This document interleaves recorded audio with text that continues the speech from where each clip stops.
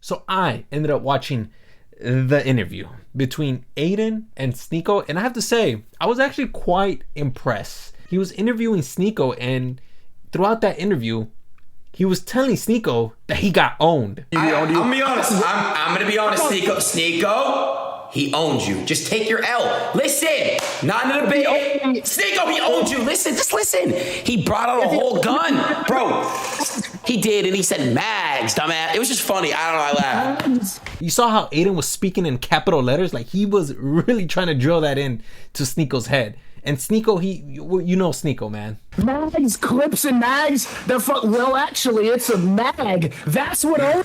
What's crazy to me about this entire situation is how Adin knew, even he knew, that Sneako came out looking absolutely weak throughout the entire ordeal. There's just no way you can combat that argument. Like, Sneako came out looking weak because the entire time he was just telling Moise, let's fight. Well, let's fight. Let's fight. You wouldn't say that to my face. My dude, it's not even about saying it to your face. It's the fact that you just can't handle yourself with Moise Critikal. Moise Critikal is not a person to take seriously. He's not a debate bro. He's just an entertainer. And Sneako couldn't see that dichotomy, because if he did, he would have noticed that this was an entire joke. But even if it was a joke, Sneako can't even take jokes. Just like with D'Angelo Wallace, when D'Angelo Wallace, he left a snarky remark, a funny one, Sneako couldn't take it.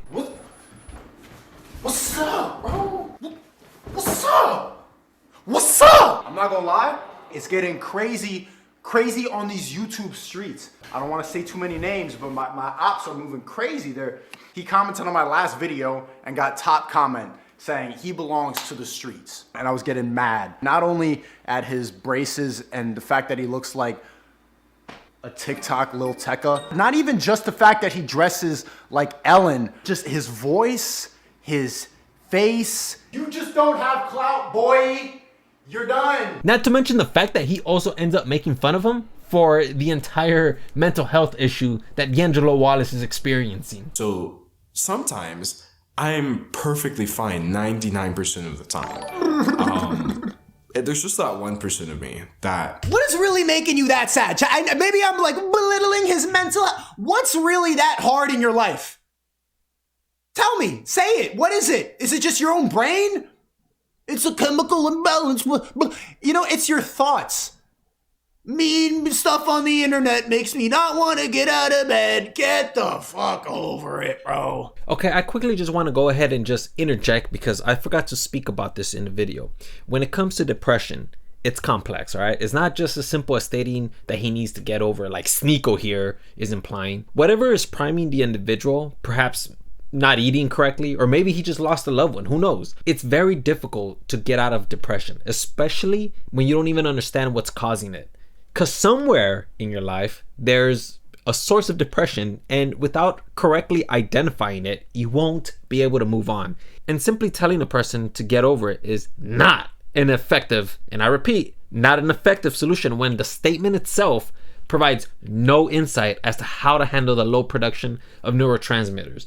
Because there's a low production of serotonin, low production of dopamine. How is the person supposed to be happy when those neurotransmitters are the reason why most people are happy? So why would I listen to a content creator that doesn't add any value? Why would I listen to a content creator that believes in garbage like Greta Thunberg doxed a pizza box and that's why Andrew Tate's locked up? Why should I give credibility to these people? I do agree with Sneako to a certain extent, because I don't think that anybody should be following Moise Critikal's every word, because at the end of the day, he's not somebody who provides information. Instead, he's just more or less an entertainer.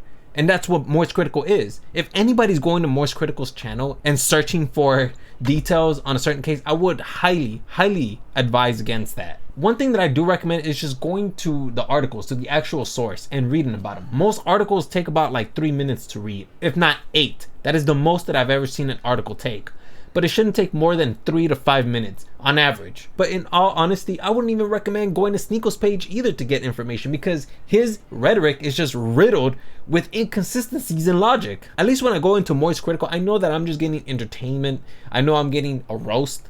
But when I go to Sneako's page, it's funny, but I'm not really getting any real value out of it. Sneako constantly preaches about the Matrix, and he doesn't even know how to properly explain it. The male and female experience, he doesn't even provide an unbiased view of what he thinks. It's always just favoring men men over and over, never really elaborating on how a woman experienced her life. Even if he doesn't understand it, at least attempt to understand what it's like. Instead, relying on slogans that have loaded language to demonize women. She's entitled. Women don't care about men's struggles. The people at the top are programming you. These are all intentional, vague statements that mean nothing unless you can provide some sort of substance to them. This clip right here, I feel like is a perfect example of everything they do that you guys don't understand. You've been canceled once a month every day for the last year. This is what girls say, by the way. That's what you always say. Like when you talk about the real problems, when I say that men delete themselves 5 times more than women, you're like, who hurt you? This is why men don't talk about it, because it's this fake sympathy. The average guy is way less confident than the average woman. The average woman, you're running around saying, whose fault is that? That's our fault. it's not your fault. It's trickling down. You're being brainwashed. Fault. It's not just men's fault. You're being brainwashed by the top. They fed you this idea. But it doesn't matter whose fault it is. It's the top. It's the programming that's coming. You don't realize it. That's why you said here confidently, I'm a 10. But that you can really break that down and realize like no average guy is going to come in here and say, I'm a 10. I know plenty of guys. No. And you said based off looks. Why would I rate my look lower than a 10? I'm sorry. I can't do that. Because I'm confident in myself. Have some confidence.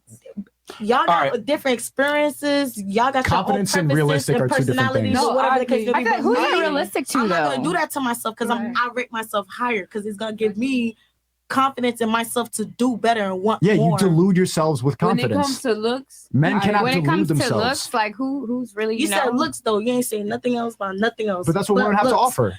When we take a look at this, there's a lot of things that are going on. There's selective framing, loaded language, euphoria, sharpshooting. There's a lot of inconsistencies that are going on that you have no idea of. When Sneako talks to these women feel a certain way. Like for instance, this woman, she didn't even know how to explain what she was feeling because she's never been gaslighted like this before. There's other people, other guys in here to speak for themselves. So what was for himself and opinionated from what he said? Just everything he stated since. Say one thing. Can you name one thing? No, I cannot. Exactly. I'm not gonna think about it. If you give me an hour, I got you. Okay. What? Name one thing. If I say everything, say one thing that I said that was just me. The things that you were saying gave me low self-esteem, no confidence. That's just how I felt. Like it's giving no confidence. I'm talking about the average guy. I'm talking about statistics. She tells both Myron and Sneako, if you gave her an hour, she would be able to tell them how she feels. And what does Myron and Sneako do? They just look at her like, what the heck? Like, bro, what do you need an hour for? Like, you just have to pick out something and just talk about it. That's them gaslighting. Not to mention the fact that she's overwhelmed with this discussion. And on top of that, she's not exactly prepared to have this conversation either.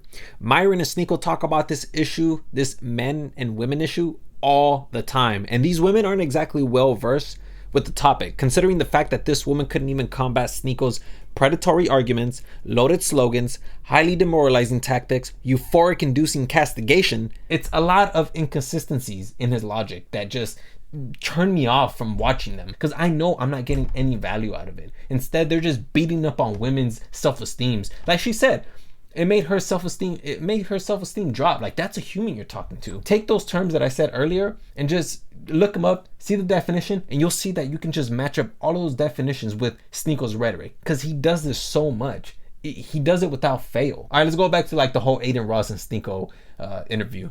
Why should, and this is the reason that I brought up Moist Critical's girlfriend in the first place. She's a 2. All respect. If you want to be monogamous, that's fine. That's fine. And he's still making fun of Moist Critical's girlfriend. Bro, how is anybody supposed to listen to you if you can't even appeal to the mass? Like, people don't want you to make fun of Moist Critical's girlfriend. They want you to just focus on Moist Critical. It's all about him. I thought the whole interview was pretty interesting. I do also want to go ahead and showcase to you guys where Adin, he asked Destiny about this particular Venn diagram. Wait, can I ask you a question? There's this graph you have, and it's called Goldilocks zone. This is literally a Photoshop picture. You really believe this picture is real? Ethical behavior, ethical CP, and child porn. Oh, that's fake? This is not a real picture. This is a Photoshop Okay, picture. I just asked you about it. I didn't assume. I was asking you a question. It was absolutely hilarious. Like, on one side you have like ethical behavior, on the other you have child CP, and in the middle you have ethical child CP. Like, dude, who comes up with this stuff? Like, who comes up with this stuff? I enjoyed the interview. I thought it was pretty interesting. Gave us some insight as to how Sneako, Destiny, and Adin, what they were thinking. But overall, man, that's pretty much all I have for you guys. And yeah, hopefully you guys ended up learning something today.